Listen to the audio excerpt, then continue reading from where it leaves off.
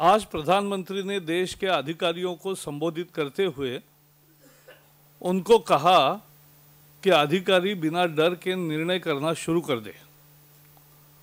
ताज्जुब हुआ हमें कि जब सरकार ही निर्णय नहीं कर रही है तो वो अधिकारियों को कैसे कहेगी कि वो आप निर्णय करो। The government which has developed a policy paralysis and hallmark of the government is indecision. How come the PM advises the officers to take decisions? After all, decision making is a function of leadership.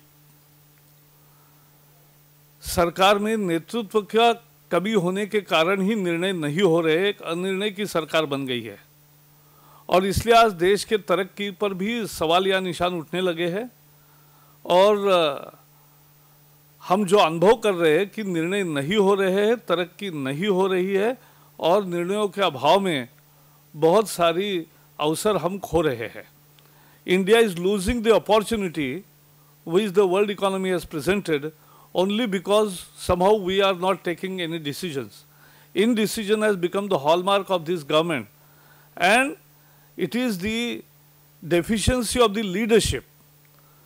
The Prime Minister is in office but not in power, and we are seeing what are the worst effects of this Congress arrangement of separation of power and the office. And when this has happened, when the whole government seems to be paralyzed, the officers also doing the same.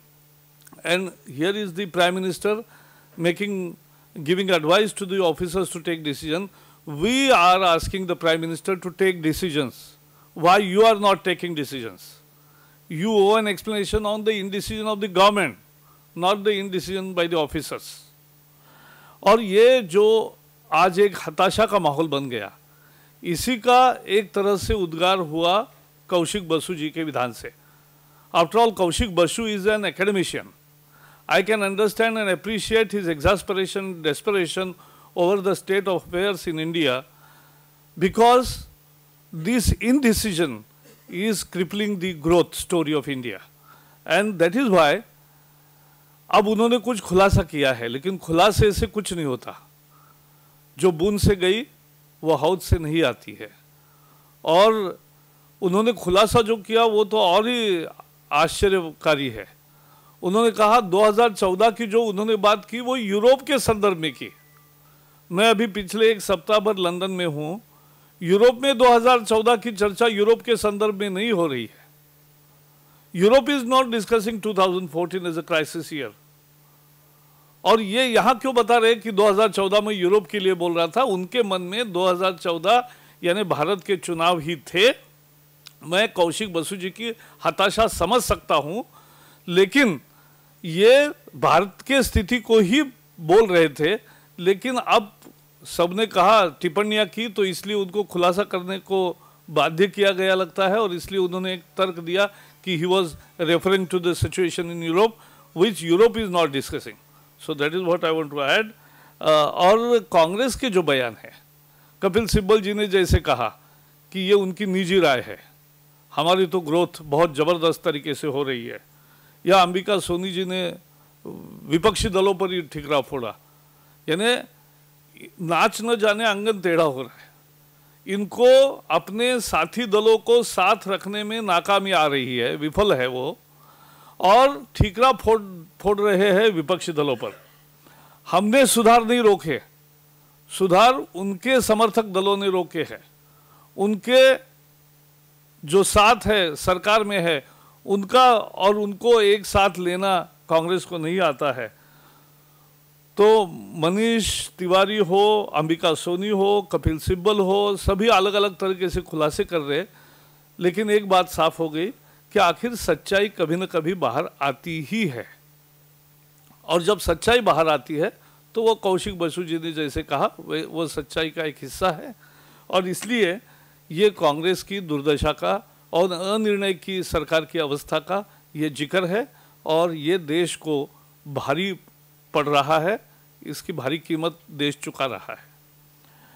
Kerala के 2 मछुआरों के संबंध में जिनको मारा गया था Italian नाविकों द्वारा, 2 इटालियन नाविकों को लाया गया, तब केरल के स्टैंडिंग काउंसिल ने कहा कोर्ट में, भरे कोर्ट में, कि ये इंटरनेशनल वाटर में है और केरल सरकार का इस पर कोई अधिकार नहीं है उन पर मुकदमा दायर करने का। अब केरल सरकार खुलासा कर रही है कि यह ऐसा नहीं है, हमने ऐसा उनको ब्रीफ नहीं दिया था। I listen to G.K. Vasan saying that neither the Kerala government nor the central government has filed any affidavit regarding this. But when your standing counsel says so in the court, now you can't say that we had not given him the brief. So this is a lame excuse being presented by the Kerala government. But let me also recapitulate 4 or 5 things which have happened in last 1 month. The Central Minister Thomas is always in an effort to sort out the matter amicably. He is trying hard and everything is recorded. The Kerala Council changed its standing counsel in Supreme Court. It was Ramesh first, now it is George, Advocate George. So they have changed their standing counsel. Then Archbishop of Kerala, George Alancheri, he has also said that we have very good relations with Italians. Nobody doubts that. But the issue is, Italians have committed crime against Indians. And the victim, fishermen from Kerala, had nothing to do with piracy. They are not pirates. You can't, this is not Somalia, this is Kerala. They must understand, and that is why the whole case is being deliberately weakened, and we condemn such acts because Indian fishermen must get justice. भारतीय मछुआरों की जो हत्या हुई है वो एक जघन्य अपराध है, और जिसने किसी ने भी किया हो, इटालियन होता तो इटालियन, अमेरिकन होता या कोई भी होता, तो जिसने भी अपराध किया उसको सजा होनी चाहिए। लेकिन यहाँ तो केरल सरकार में होड़ लगी है कि एक एक ऐसे कदम उठा रहे हैं कि उनका स्टैंडिंग काउंसिल जाके कोर्ट में कहता है कि भाई हमारा अधिकार ही नहीं है केरल सरकार का, क्योंकि ये इंटरनेशनल वाटर है। तो जो इटली की प्ली है वही वो बता रहे। और अब वासन जी और बाकी लोगों का कहना कि हमने ना एफिडेविट दिया है, ना ऐसा ब्रीफ उसको दिया था, तो क्यों नहीं सही ब्रीफ दिया था? आपको इंडियन मछुआरों की चिंता है या इटालियन मरीन की चिंता है? इंडिया में रहकर इंडिया की चिंता करोगे या इटली की चिंता करोगे, ये मुद्दा है। और इसलिए ये जो भी हुआ है इसके हम भर्त्सना करते हैं।